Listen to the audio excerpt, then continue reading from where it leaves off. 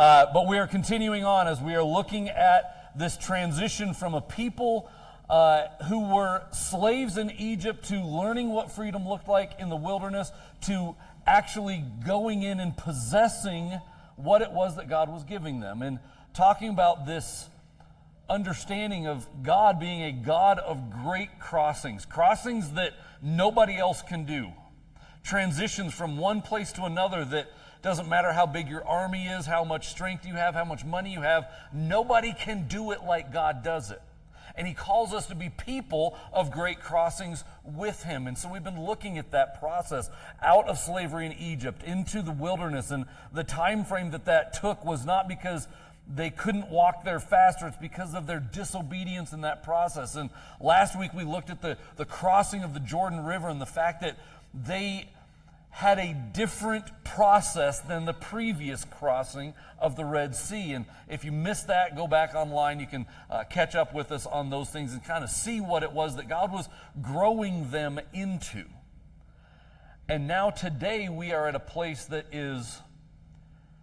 has been probably since I was 5 years old. I remember being young. I don't know if I was exactly 5, but I remember being in Sunday school and hearing my teacher for the first time talk about how they conquered Jericho. And even at 5 years old, I was like, that doesn't sound like it was built very well. If horns and yelling make it fall down, maybe they should have put a couple more screws in it. I don't know. It just, at that time, it was awesome and amazing, but I did not get my head wrapped around it at that age. But I remember being fascinated by what we're going to read today. And the reality that this is so integrally connected, not just to what God is doing right now, but what he gave them 40 years prior to this. And if you haven't put these together until today, that's totally fine. I get it. I'm going to put it together for you today because we're actually going to be in Joshua, but we're also going to be in Leviticus, which is probably your favorite book of the Bible. If you've read Leviticus, you know that's a little bit tongue-in-cheek, but there is gold in Leviticus. Because in Leviticus, there is so much of how God put together a structure of the culture that he desires his people to live under. And this structure is one that just proves over and over again that God doesn't love a little, and he doesn't love in the short term. He loves a lot, and he loves for eternity.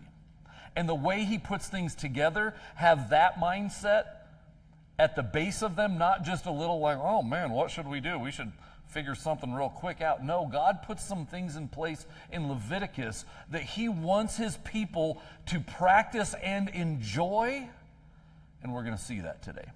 So we're going to start in Joshua chapter 5, starting in verse 2. It says this: At that time the Lord told Joshua, now listen, another thanks to Keegan. A little while back, Keegan asked me, what was that for my graduation? Yes. He gave me a knife. He asked me ahead of time, what's your favorite verse of the Bible? It's this one right here, all right? Kind of tongue-in-cheek, but there's really some good stuff here. We're going to go over it quickly because you may not like the content, and people give me a hard time about what's in the Bible when I read it out loud sometimes. Like, you can't talk about that in church. I'm like, I can because it's in the Bible. Make flint knives and circumcise the second generation of Israelites. So Joshua made flint knives and circumcised the entire male. How many were there? Remember last week? How many were there? Over 1 million, maybe 2 million plus. This was not a short process. Okay? But they named this place. You can look up the name later all by yourself, all right? But it's Gibeath Horloth, and it means something. You can look that up at dinner today. Joshua had to circumcise them there because all the men who were old enough to fight in battle when they left Egypt had died in the wilderness. And this, again, thing that God put in place was not a one-time thing. It wasn't a short-term deal. It was something that was intended by God to be a clear delineator between the Israelites and the people around them set aside for his specific use. And if they're going to go in and claim what it is that he is giving them, they need to be right in their obedience with him. And so God clarifies, hey, this needs to happen. And my little takeaway from this that I want you to just write down, and you can do all your own research later on the rest of what this is.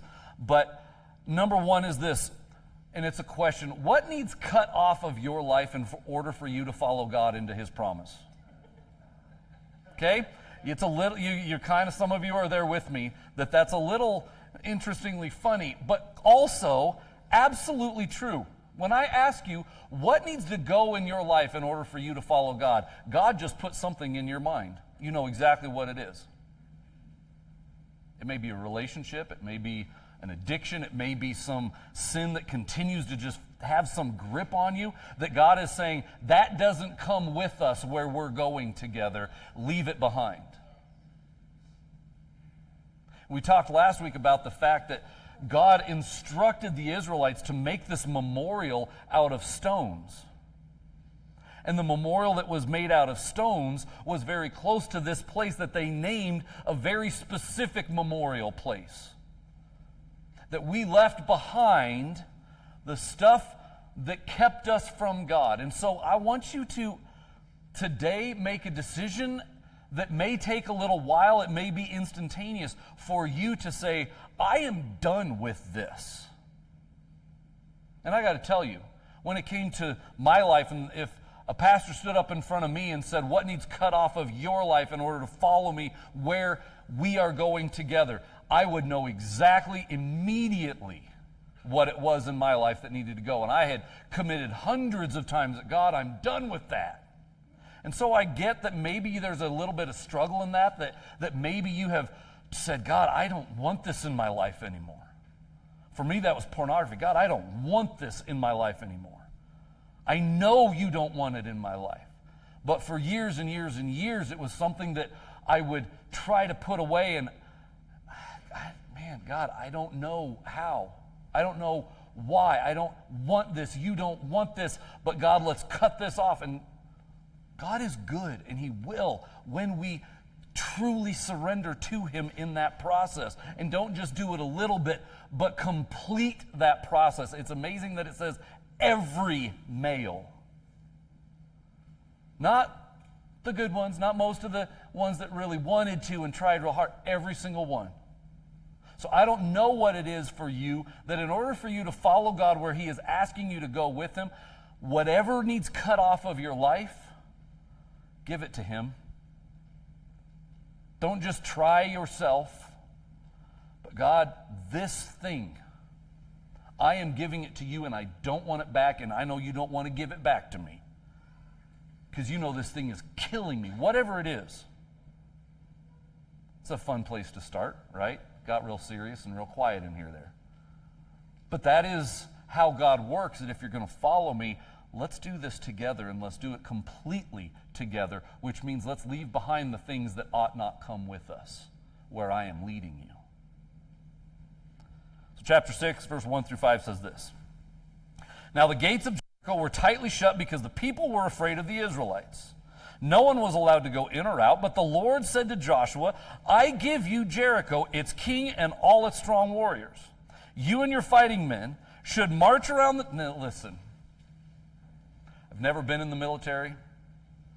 This doesn't sound like a really solid plan. Again, just pay attention to what's going to happen. You and your fighting men should march around the town once a day for 6 days. 7 priests will walk ahead of the ark, each carrying a ram's horn. On the 7th day, you are to march around the town 7 times with the priests blowing their horns. Okay, and then what? We draw our swords and we charge. What happens next, God? No, that's it. Yell real loud and blow horns.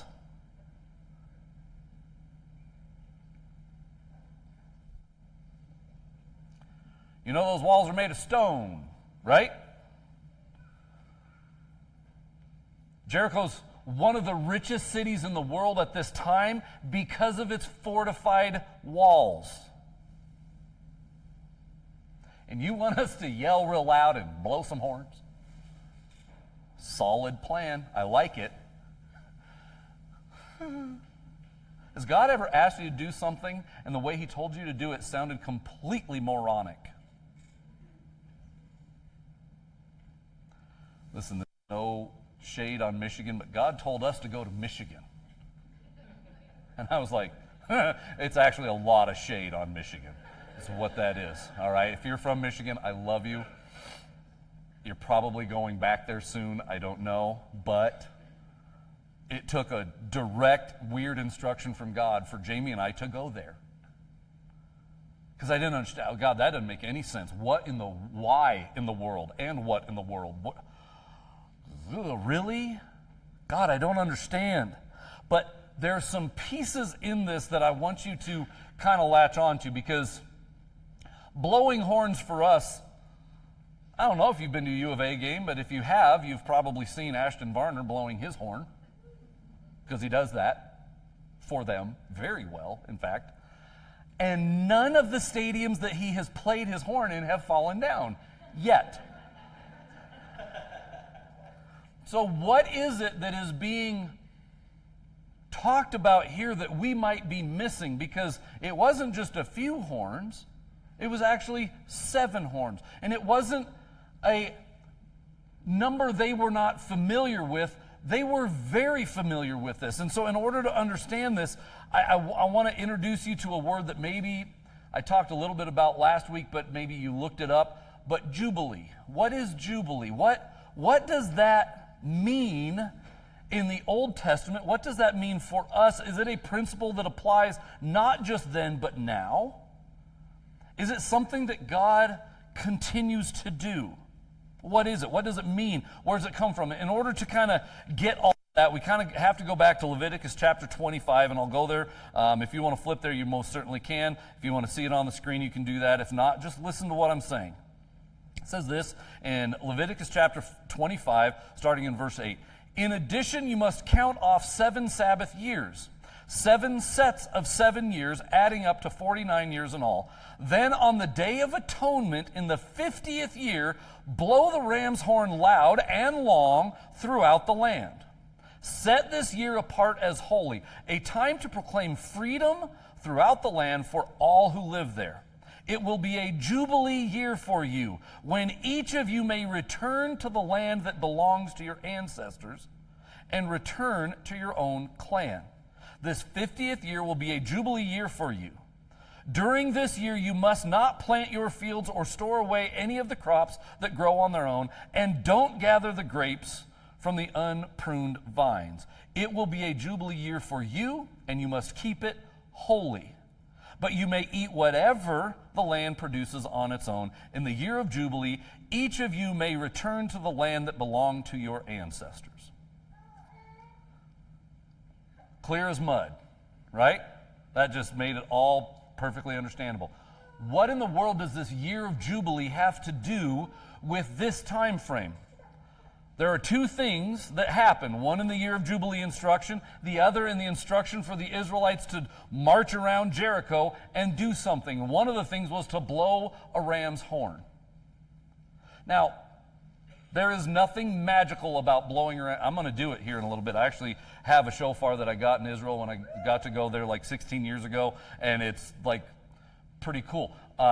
Last week when the blessing of the bikers happened at the church, they brought out a little shofar and the guy blew it, and I didn't want to say, that's not a shofar. Let me show you a shofar. I didn't get mine out at the time, all right? He was blessing us. I didn't want to undercut that at all. But this blowing of the ram's horn was not just some like musical note. It was proclaiming something. And what God had walked through in Leviticus was that there will be, if you are going to be my people, this is how I want you to live life. I want you to work your rear ends off because I gave you strength, and I want you to rest like I rest. to enjoy the work. And not only do I want you to rest, this land that is my land, I want it to be able to rest.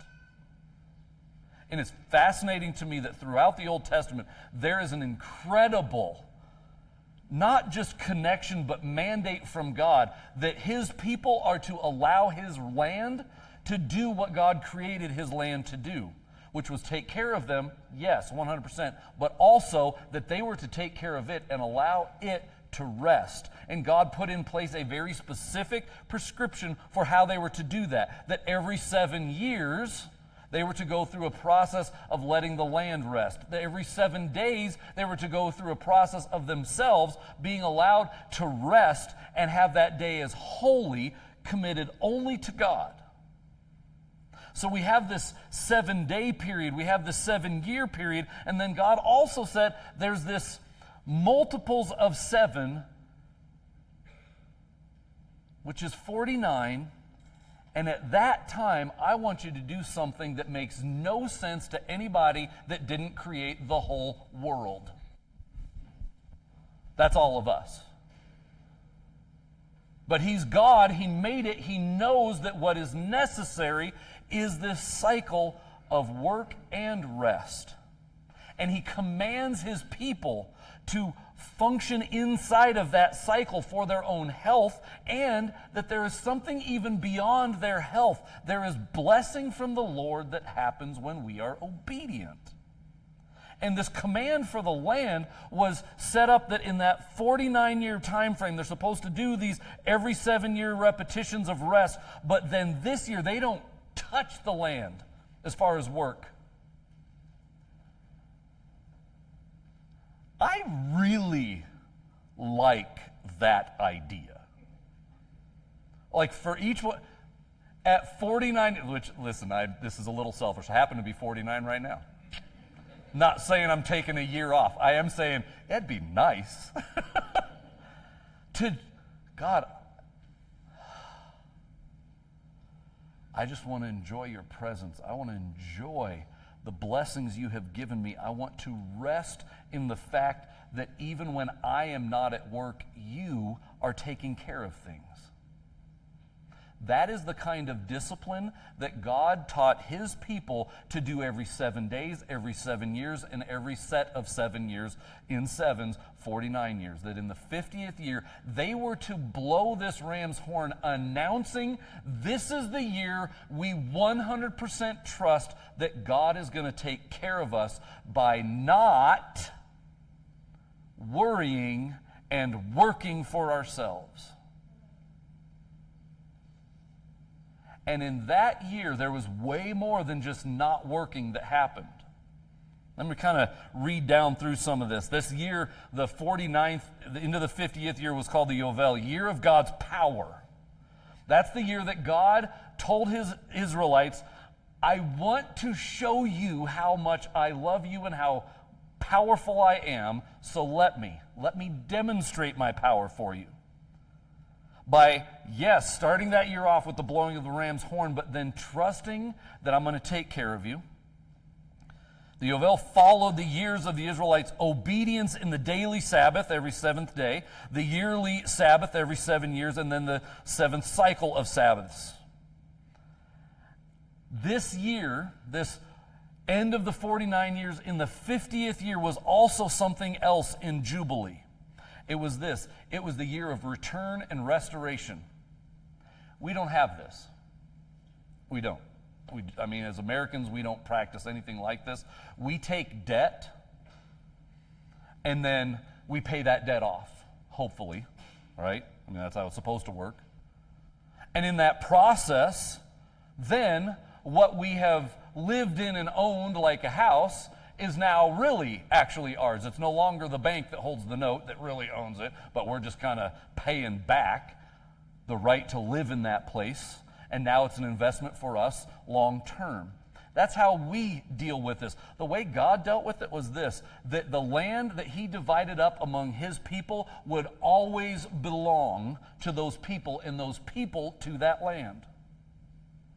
And if they got in trouble financially, They were never long-term going to be in a place where they were stuck forever. We have financial slavery. That's debt.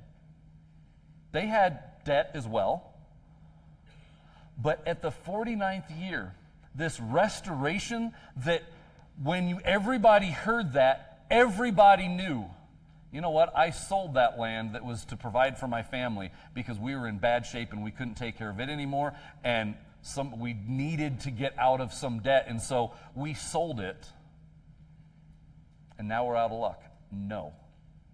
At the end of this time frame is when that land went back into the ownership. No matter how big the debt was, it went back into ownership of the original people. We have stuff like Social Security. We have stuff like retirement, where we're planning on taking care of ourselves for long term. God already put that in place for his people. I will take care of you. Learn how to function the way I'm asking you to function, and I promise I'll take care of you. And that's what this time was. And what's interesting is this definition of the word Yovel can literally be translated as the repossession.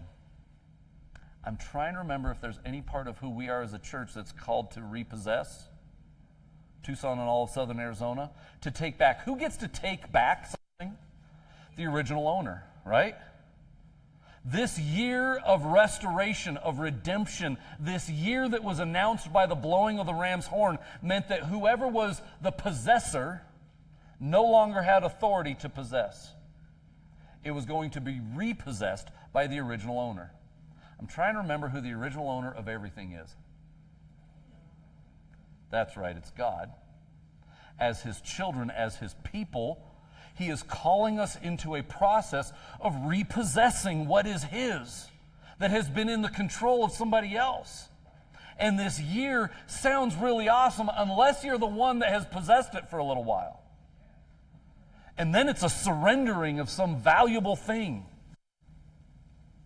And for the people of Israel, they were only to sell these to each other so that this blessing constantly stayed. That's how God functions. That's how God works. And this time of repossession, this time of jubilee, this time of God is going to take care of us, and we know it. That's what they were understanding when God said, march around this place 7 times, blow the horns. Why? Because this is part of the place I am giving to you, because I gave it to your ancestors a long time ago. It is my place. It's your place. Go take it back. And it will be by my power. I'm giving you the king. I'm giving you all his possessions. I'm giving you all of his mighty men. They will fall down before you, just like the walls will fall down before you. When you do this thing that I'm asking you to do, it's not just to blow a ram's horn, it's to believe that God is going to do the work. I believe that. And yet he still calls us to work with him. He didn't tell the Israelites, just march around and then blow your horns and then look at it. No, they were to go in and take possession of it, and they did. So there are many facets of this Jubilee. Let's keep going in verse 5. When you hear the priests give one long blast of the ram's horn, have all the people shout as loud as they can. Then the walls of the town will collapse and the people can charge straight into the town. Again, hearing that as an instruction still sounds like madness. So I guess we should try it. I'm hoping the walls don't actually fall down when we do this, because did you hear the instruction just now? I'll blow the horn and you yell as loud as you can. And I know some of you are like, I'm not yelling.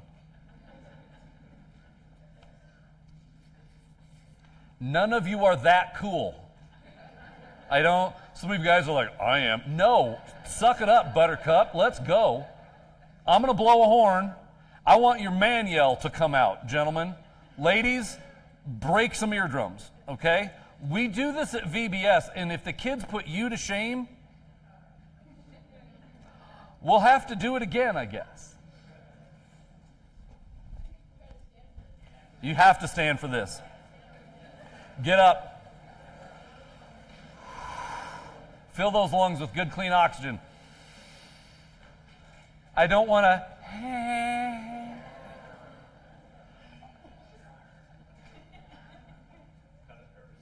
I need a mighty yawp. Anybody know what a mighty yawp is? Anybody remember Dead Poet Society? All right. I need a yeah! But not just me, because I'll be blowing the horn. Okay? I'm going to blow the horn, and then you're going to make all the noise you can make. We ready? After the horn.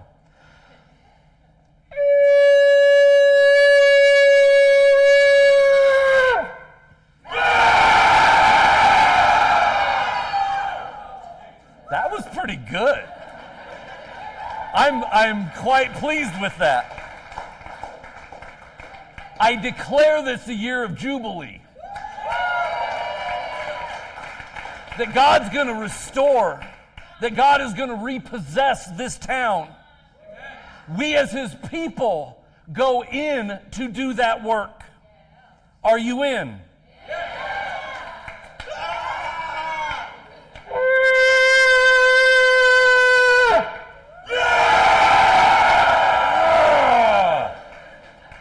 Yeah! If you didn't just make some noise, you're probably there like, I should have said something. Yeah, you shoulda. We'll have to do that again sometime then. You can sit down. That was better than I thought it was going to be. I'll admit that. If you're still taking notes, impossible becomes regular when we join God. It feels like we just said something and blew a horn. But we just declared the year of God's power. I cannot wait to see what He wants to do. But what I know He wants us to do is be obedient. And when He gives us an instruction, we go. We move. We take action. When He leads us and stirs our heart to pray for somebody at work, we don't go, oh, I'll pray silently. No, you go and pray for that person. You have a conversation with somebody that you need to forgive. You go and take back what is God's, because we are His people. So let's get after it. Impossible becomes regular when we join God. If you had asked me this time last year, I would have had no idea that where we are at this year would really be a possibility. I cannot wait for this time next year to see what it is that God has already done, the people He has already redeemed. Oh, the new ground He wants to take. I'm excited by that. I want us to be obedient. I am not commanding that you do some Sabbath rest thing. The Bible is. When do you take time to give just to God? I'm glad you're here. If this is your Sabbath day, oh, love it. Thank God. Trust Him. Because He goes further with it. This is Leviticus chapter 25, verse 18 through 22 says this, because God knows that we have questions. And He's okay with questions. If you want to live securely in the land, follow my decrees and obey my regulations. Then the land will yield large crops, and you will eat your fill and live securely in it. But you might ask, what will we eat during the 7th year, since we are not allowed to plant or harvest crops that year? Be assured that I will send my blessing for you in the 6th year, so the land will produce a crop large enough for 3 years. When you plant your fields in the 8th year, you will still be eating from the large crop of the 6th year. In fact, you will be still eating from the large crop when the new crop is harvested in the 9th year. That's the way God provides. Do we credit him for that. If you have been blessed at work, did you go, man, I am a hard worker? Or did you go, man, God is good. He must be entrusting me with this, knowing what is coming, and I will invest my time, my energy, the resources he has given me wisely. I will be generous with that because he is generous in who he is. Or you just go, oh, it's the 6th year, sweet, we got lots to eat, let's get chubby. That's the American way, I guess. That's not God's way. God's way is, I don't want you being afraid that you're not going to have enough. I will provide. Be obedient in the discipline of your life so that when I provide extra, you say, thank you, God, I will steward this well. God is so good that he has the ability in 1 year to take care of you for 3 years if you are following him. And not just like, well, that means I raise my hands on Sunday, but like, okay, what do you do with your finances? What do you do with your time? Had a great conversation with Joe this week about the balance of work and how, listen, all of your jobs want more of you. Right? I mean, it wants to take more and more of your life, but that's not living. And seeing that as a Christian in the marketplace and going, you know what? I am to work when it's time to work, but I'm also to rest when God gives me the opportunity and the command to rest. I am to pour into my family when it's time for that. And we were talking about that man, Raytheon can be a place that sucks your life dead. Some of you Raytheoners like, faux show! Preach, brother! But that's on each one who believes that God is their provider, not the job, to say, you know what? Today the job's done for today. The job will never tell you it's done, by the way. God does. He says, rest in me. Believe that I will take care of you. Believe that if you pattern your life the way I am asking you to pattern your life, that I will take care of everything that you need. Even in the years when everybody else is freaking out, you can trust me. And all God's people took a deep breath and said, amen. God, thank you. That it doesn't matter if there's financial drought coming. It doesn't matter if there's change of politics coming. I'm God's. He's got me. I trust in him. He provides. I will work because he's given me the ability to work. And if I can't work, he's going to take care of me because that's who God is. See, this is the kind of new provision, like manna, that they understood for 40 years. And now God is telling them, listen, the 6th day that you collected manna, you collected enough for the 7th day so you didn't have to work on that day so you could enjoy me. And every other day, if you tried to collect too much, it would rot. But on the 6th day, it won't rot. It will carry over. Just so you know, I'm going to not just do that on a daily basis. I'm going to do that on a yearly basis. I'm going to do that on your lifetime basis. I'm going to take care of you.